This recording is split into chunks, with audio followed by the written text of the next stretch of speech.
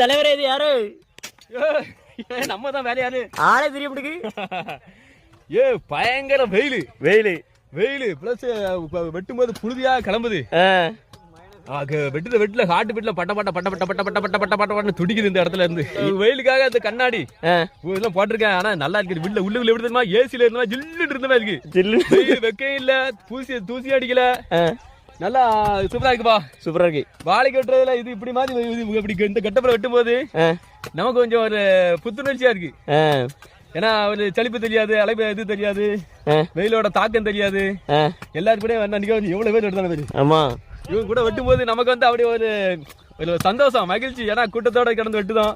கிட்டத்தட்ட இன்னைக்கு வந்திருக்க மட்டுமே 40 பேருக்கு மேல வந்திருக்கோம். இன்னும் 20 பேர் பாக்கி அவனெல்லாம் கண்ணு எடுக்க போயிருக்கானு.